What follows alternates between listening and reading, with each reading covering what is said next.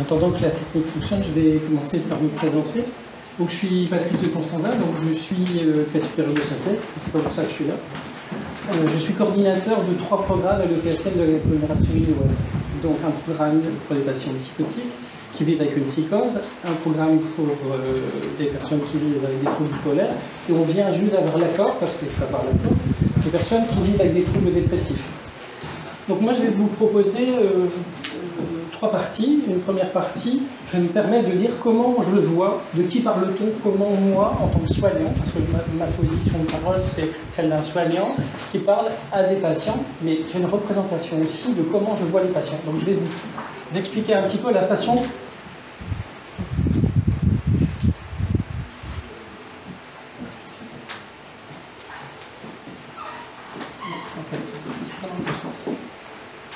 Voilà, la façon dont moi je représente votre vie avec la maladie.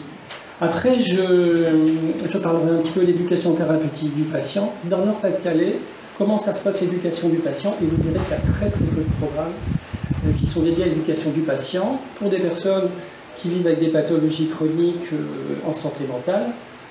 Par rapport aux autres patients qui vivent avec les autres pathologies, vous verrez, c'est vraiment pineuse et c'est compliqué effectivement de faire vivre ce programme au sein de nos établissements, mais aussi en dehors.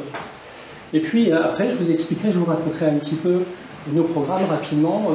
Ça contient quoi notre programme par rapport aux troubles bipolaires? Qu'est-ce qu'il y a dedans? Qu'est-ce qu'on y a mis dedans? Pourquoi est-ce qu'on a mis ça comme ça? Et puis enfin, je me permettrai de dire, moi, un patient expert, un patient ressource, un patient partenaire, c'est quoi? Comment je vois ça?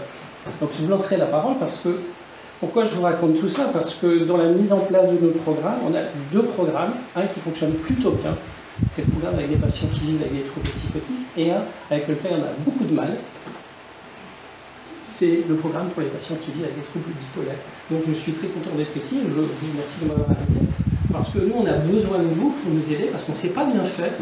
Alors je vais faire un filamo pour recruter, c'est-à-dire pour accueillir des patients qui vivent avec une pathologie bipolaire, qui puissent rentrer dans un programme et qu'on puisse les accompagner. C'est compliqué pour nous, et en plus, effectivement, on n'arrive pas, effectivement, et on ne travaille pas avec des patients partenaires. Donc, vous voyez, on a plein, effectivement, c'est le monde hospitalier, on fait ça depuis 4 ans, on a plein d'équipes qui ont envie de travailler, mais on ne sait pas bien faire.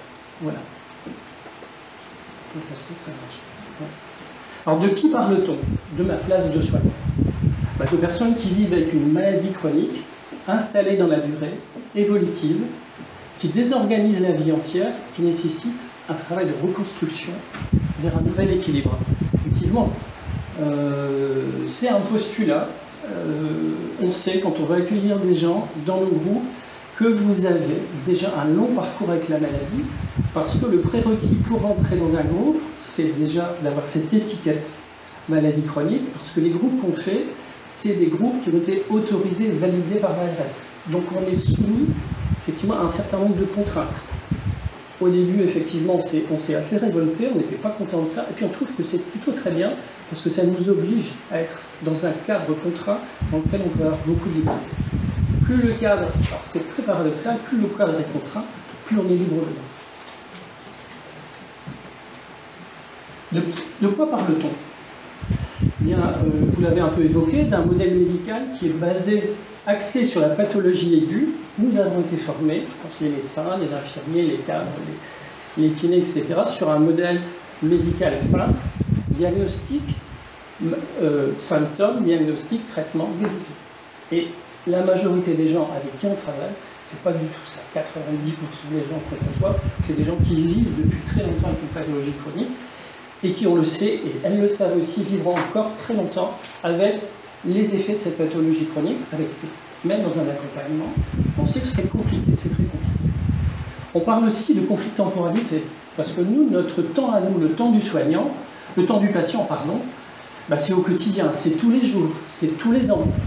Et c'est avec la vie que vous vivez, avec l'expérience subjective de la maladie. Comment vous avez établi vos propres normes avec la maladie?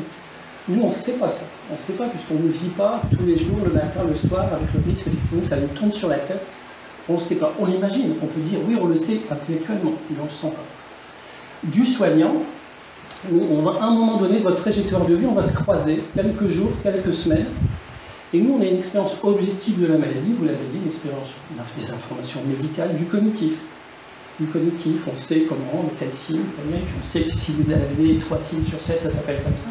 Voilà, notre expérience, elle est décalée, elle est juste objective. Puis, moi, je travaille dans une institution qui a des contraintes fortes, des contraintes de personnel, des contraintes de temps, des contraintes de moyens. Par exemple, pour les 3 programmes qu'on a mis en place, on n'a pas de moyens supplémentaires. Donc, il faut se débrouiller. Alors, on peut dire que c'est très contraignant, puis en même temps, c'est bien de se débrouiller avec les moyens qu'on a, parce que ça oblige à faire des choix. Et obliger à faire des choix, c'est de dire, aujourd'hui, je fais comme je faisais ça, eh ben non, c'est mieux peut-être de faire comme ça. Mais il faut que la ligne, parce que nous on est hiérarchisé à l'hôpital, il faut que la ligne hiérarchique soit d'accord et fonctionne. Et c'est intéressant parce que quand on met en place dans un établissement, ça veut dire que le médecin, le cadre, machin, les infirmiers, la psychologue, le kiné, on est tous, effectivement, on a tous envie de le faire. Et ça, c'est un plus. D'une contrainte, on en fait une force. Donc avec nos institutions, et ça a été dit en introduction, avec les moyens qu'on a, les moyens qui sont en baisse, et voilà, il faut faire avec ça, et pourquoi pas. Comment faisons-nous, comment nous faisons, et pourquoi nous voulons le faire? C'est suite à une conférence de Gérard Réa, qui est quelqu'un aussi qui s'occupe de diabétologie, parce que la majorité des conférences qui se font actuellement, qui sont d'un niveau national voire international, sont faites par des professeurs de diabétologie qui font ça depuis 30 ans, qui se sont éloignés de la diabétologie pour avoir un discours philosophique, un discours sociologique, effectivement, sur les personnes, pas seulement qui vivent avec une pathologie, mais les personnes qui vivent avec quelque chose de chronique, donc avec un regard sur la chronicité. Et donc, Gérard Réac nous dit, d'abord, il ne faut pas se tromper, il ne faut pas se leurrer, la première chose, c'est aider les gens à bien se soigner. Il ne faut pas se tromper d'enjeu. On ne va pas faire semblant, on est là pour accompagner vous à bien vous soigner. Alors, ça veut dire quoi, bien se soigner? Le mot bien se soigner, il y a le bien de notre côté à nous, il y a moi, c'est quoi pour moi que vous soyez bien soigné, et pour vous, c'est quoi que vous soyez bien soigné. Et à un moment donné, il y a du vent. À un moment donné, on va pouvoir se rencontrer autour de ça. Et donc, l'éducation thérapeutique, ça a été dit tout à l'heure, c'est un processus. Dans un processus, il y a des étapes. À un moment donné, il va y avoir une rencontre. Le médecin trouve que monsieur, madame Attel, elle est plutôt stabilisée avec sa maladie et ce serait intéressant qu'il y ait une démarche éducative. On parle de démarche éducative qui puisse se mettre en place, qui puisse se construire. Ça va commencer d'abord par, voilà, je vous invite à rencontrer l'équipe éducative. Ça commence par un échange, une découverte, une discussion, un parcours de vie, le fameux bilan éducatif partagé. Parce que lors de cet entretien, ce qui était dit tout à l'heure d'une heure, on va juste discuter avec la personne, avoir une conversation avec la personne autour de thématiques, de 5 thématiques. Qui vous êtes? Racontez-moi qui vous êtes. Qu'est-ce que vous avez comme maladie? Et ça, c'est intéressant aussi parce que vous avez parlé de représentation, de croyances de santé. Et nous, effectivement, c'est un abord, et c'est ça l'intérêt de l'ETP, dans cet entretien très particulier, c'est qu'on va réfléchir sur, on va entendre, pour moi, ma maladie, c'est ça. Et nous, c'est important qu'on sache comment vous voyez votre maladie, parce que nous, on a juste vos fiches techniques, la maladie, c'est ça. Et donc, ça va être la confrontation entre ces deux croyances. Ma croyance sur la maladie, ma vie avec la maladie objective, et votre vie avec la maladie subjective, et cette rencontre-là de nos croyances, ça va être, le but, c'est que ce soit pris en considération. Ici, à un moment donné, c'est pas le moment pour vous, parce que vous êtes serein avec votre maladie, le traitement il est pris correctement, votre vie est suffisamment stable, vous n'avez pas envie de travailler avec nous, c'est pas grave, ce sera un autre moment. Ensuite, après cet échange, qui dure effectivement 1h30, bilan éducatif partagé, donc c'est un document écrit, on va relever des points forts, des points faibles, des limites, et on va discuter entre nous, et c'est ce qu'on fait effectivement dans notre établissement, pour établir un contrat. Un contrat, on dit souvent quand on parle de contrat, on pense à la législation, un contrat on le fait quand on achète une maison ou une voiture. Là on fait un contrat d'engagement réciproque. Moi je m'engage à travailler avec vous. Si vous, ça vous intéresse, c'est la maladie, vous connaissez bien, le traitement, ça va. Par contre, il y a des problèmes de sommeil, il y a des problèmes d'alimentation, il y a des problèmes, j'ai du mal à me déplacer dans la cité, parce que ça m'angoisse de prendre le bus, et je peux pas, voilà. Je vais travailler uniquement là-dessus. Donc nos programmes sont déjà réalisés et on va choisir avec la personne. Et c'est ça qui va être compliqué, on verra après. Les séances pédagogiques. Alors on a construit, nous, dans notre établissement, un certain nombre de séances pédagogiques autour de plusieurs thématiques qui sont classiques, vous apprenez bien la maladie, les traitements, les habitudes de vie et les troubles cognitifs. Parce qu'on se dit souvent, quand on vit avec une pathologie qui prend effectivement toute la vie, qui est assez envahissante, il y a certainement des troubles cognitifs, des troubles de l'attention, des troubles de la concentration, des troubles de mémoire. Et effectivement, et si on ne prend pas ça en considération, et qu'on parle les personnes vers quelque chose qui a à voir avec l'apprentissage, on risque d'aller à l'échec. Et ce n'est pas nous qui sommes en échec, c'est la relation qui est en échec. L'évaluation, donc on a construit des programmes et on a décidé dans notre établissement que notre programme, c'est nous qui allons le construire. Donc avec des pharmaciens, des infirmiers, des diététiciennes. Les gens ont été formés dans notre établissement, je suis formateur aussi, donc on a formé à peu près 70 personnes dans notre établissement. Et dans le cadre de cette formation, on a construit des fiches pédagogiques. C'est les gens qui utilisent les fiches pédagogiques, les séances pédagogiques, qui les ont construites. Ça va beaucoup mieux quand on fait soi-même. C'est quoi tout ça? C'est une transmission entre deux personnes en prenant en considération les émotions, les connaissances, les croyances et les désirs. Parce qu'effectivement, s'il n'y a pas d'envie, s'il n'y a pas de projet de vie, à un moment donné, c'est pas la peine, on va effectivement se faire plaisir, mais ça va goûter à rien du tout. Alors comment? Vous en avez un peu parlé, en abandonnant le modèle paternaliste. Moi je sais, je suis soignant, je sais ce qui est bon pour vous. Je sais ce qui est bon pour vous parce que j'ai fait des études, etc. Pour aller vers le modèle, un peu le modèle informatif.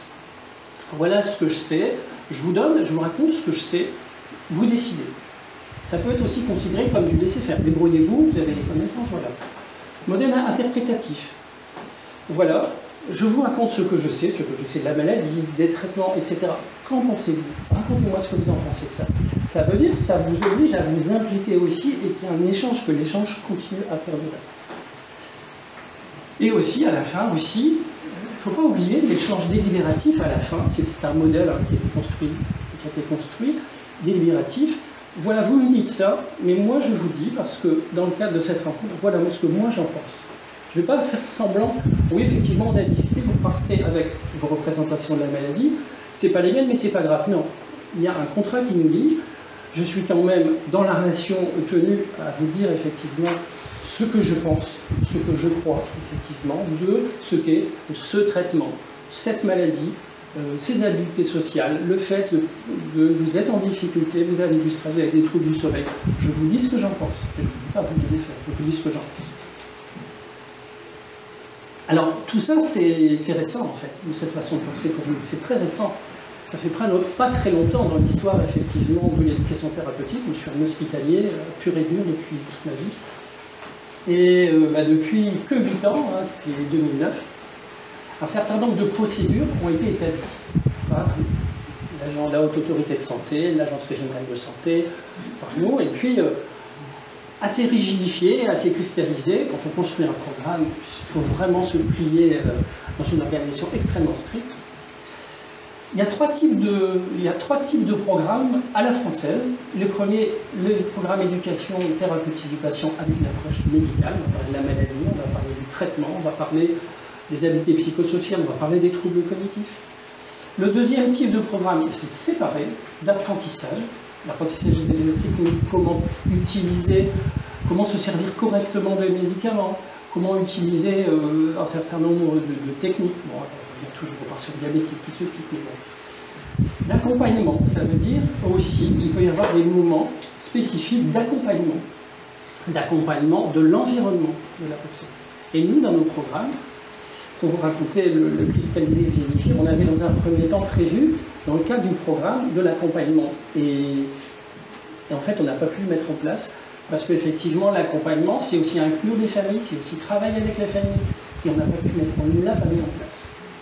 Ce qui permet, l'intérêt de tout ça, c'est quand on dit on fait un programme ETP avec cette approche-là, ça permet un langage commun pour tous les intervenants et une démarche structurée du programme. Dans notre établissement, on a réalisé des fiches pédagogiques sur un modèle unique. peut dire, putain, c'est super cadré, c'est complètement fermé.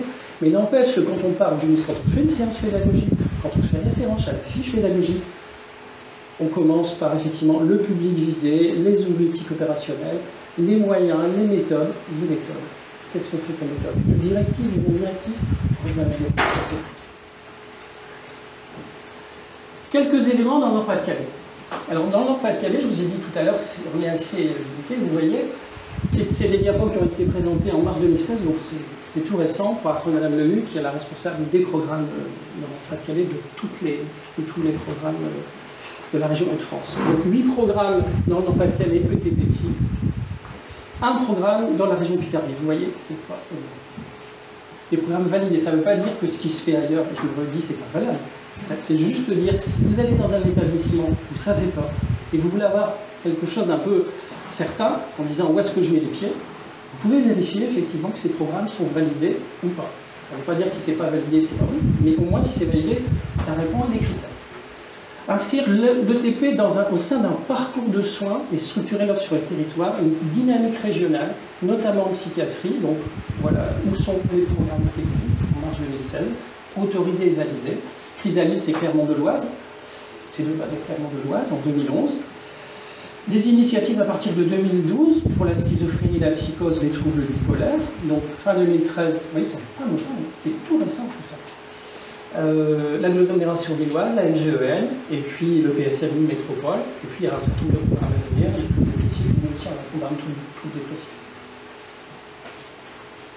Et regardez le poids de la psychiatrie, je ne commenterai pas cette méthode, mais regardez le poids de la psychiatrie, effectivement, par rapport à l'ensemble des pathologies. LCO, c'est médecine, chirurgie obstétrique. Les réseaux de santé, les équipes de soins de santé primaire, et voilà. Au nombre de personnes qui ont pu bénéficier de ça, 169 personnes en 2015. Vous voyez, c'est pas beaucoup, mais qui ont été pris en charge, tracés.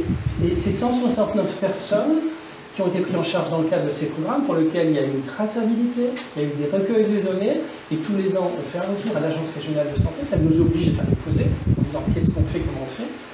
Et l'Agence régionale collige tous ces éléments, et ça fait 169 patients. Vous voyez, il y a une moyenne de 10 patients par an, par secteur, par programme, avec des taux d'abandon assez importants entre le moment où on fait un bilan et puis le moment où le programme commence, il y a à peu près entre 50 et 60% de gens qui ne viennent pas. Parce que c'est trop long, parce que le délai entre le moment où on commence le bilan et le moment où ça commence, c'est trop long. Des prises en charge éducatives plutôt longues, vous l'avez dit, au moins 10 ateliers. Et chez nous, rapidement, il s'agit d'aider les personnes, je reprends un morceau de la définition, à acquérir ou maintenir les compétences dont ils ont besoin pour gérer au mieux leur vie avec une maladie chronique. Le mot compétence, hein, c'est un mot qui fait un peu peur, c'est un mot qui vient de l'éducatif. Et voilà, c'est un mot qui, effectivement, compétence, puis ça va ou ça va pas, c'est ce que vous avez dit dans la diapo précédente. Qui sont les formés? Surtout des infirmiers et des médecins, et c'est majoritairement des infirmiers qui participent effectivement aux actions. Et voilà, avec régulièrement une pharmacienne et une diététicienne qui viennent très régulièrement dans les programmes quand il y a besoin d'informations autour des médicaments et autour de l'alimentation. Et quelquefois, les psychologues viennent, pas souvent. Et puis les coordinateurs, parce que ça se coordonne tout ça. C'est souvent des infirmiers, des cadres infirmiers qui planifient et organisent les séances. Après la réalisation du diagnostic éducatif, un contrat et un programme personnalisé est proposé, je l'ai déjà dit un petit peu tout à l'heure, en fonction des besoins. On essaie de respecter ça. Dans les structures intersectorielles, on ne fait pas un ETP à l'hôpital. On ne peut pas le faire, et tant mieux, parce que ce n'est pas le lieu pour quand on va à l'hôpital, c'est qu'on est vraiment très mal, on n'est pas forcément en capacité d'entendre, et puis de travailler d'avoir une réflexivité. Quand le programme est autorisé en 2013, donc on l'a commencé pour les programmes bipolaires en 2014. Pour des personnes adultes ayant reçu un diagnostic de trouble bipolaire, informés du diagnostic, on tient que les personnes soient informées du diagnostic et ne viennent pas comme ça en disant qu'est-ce que je viens faire là. Que le médecin à un moment donné leur a dit c'est ça la pathologie avec laquelle vous vivez. Et ensuite vient un suivi psychiatrique en demande d'information et pris en soins libres en ambulatoire. Améliorer les connaissances sur la maladie, diminuer les symptômes, prévenir la rechute, développer les compétences cognitives, émotionnelles et sociales, favoriser l'insertion. C'est des bons trucs. Hein. À un moment donné, il faut bien mettre des grands chapeaux pour voilà. 2 séances individuelles avant la mise en place, des séances collectives, de 1 à 2, et puis des séances de reprise ou des fois des séances individuelles parce que les personnes n'aiment pas du tout être en groupe. Et ok, ça marche. Module 1, améliorer ses fonctions cognitives, la mémoire, la concentration, ça se travaille. Autour du médicament, connaissance de la maladie bipolaire, on utilise le même schéma de référence, le modèle stress-vulnérabilité. Au quotidien, les addictions, et puis des modules transversaux, l'alimentation, le bien-être dans son assiette, et puis, ça ne vous étonnera pas, les troubles du sommeil, on n'a pas encore commencé, mais on sent que c'est quelque chose qui est médiocre. C'est vraiment un gros truc. On va travailler pour avoir des programmes qui soient vraiment fins, pour travailler avec les troubles du sommeil. Tous les ans, tous les 4 ans. Voilà, c'est le coordinateur qui fait ça. On évalue à chaque fois, soit du QCM, soit de l'évaluation de stratégie de résolution de problèmes. Demain, comment vous allez faire? Vous allez prendre le métro, puis d'habitude, ça va payer dans le métro parce qu'il y a de l'angoisse et puis on vient de travailler ça. Comment vous allez faire demain? Racontez-moi. Et cette stratégie de résolution de problèmes, moi, ça va me donner des indicateurs que la séance qu'on va faire a été pertinente ou pas. Pourcentage de rechute, c'est à discuter ça. Parce que c'est pas parce qu'on a fait 10 séances que ça va vraiment impacter sur la rechute, mais c'est quand même un petit indicateur. La participation des patients. Je vais me permettre là de vous embêter, de vous lancer un peu sur la participation des patients parce que nous, on ne sait pas bien faire. On ne sait pas bien travailler avec les patients experts, les patients ressources. Et voilà, moi je suis toujours là parce que je vais vous envoyer comment nous on voit ça. Je pense que vous aurez des choses à discuter. Cette participation est bien accueillie chez certains, mais pas du tout pareil. C'est compliqué dans les équipes de pouvoir intégrer un patient ressources, expert, formateur avec nous. C'est très compliqué pour nous.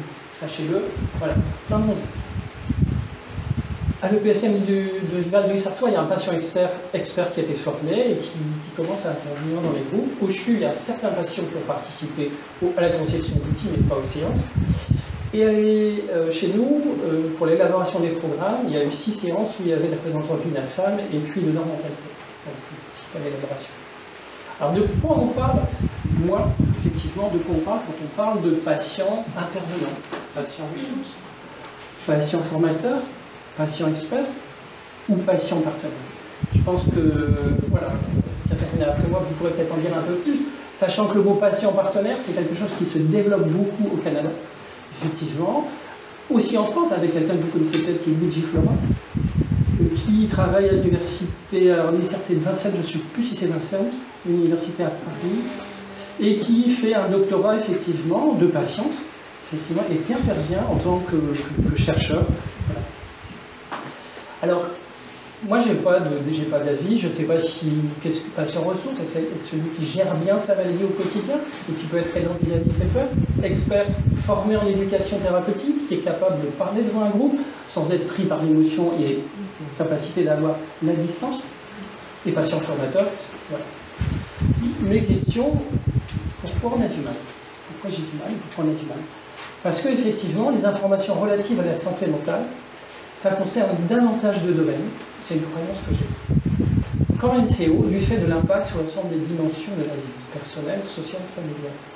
Ça veut dire que si je partage avec vous, patients experts, des éléments sur le groupe qu'on va prendre en charge, il va falloir à un moment donné qu'on partage des choses, et que vous aussi, vous partagez des choses.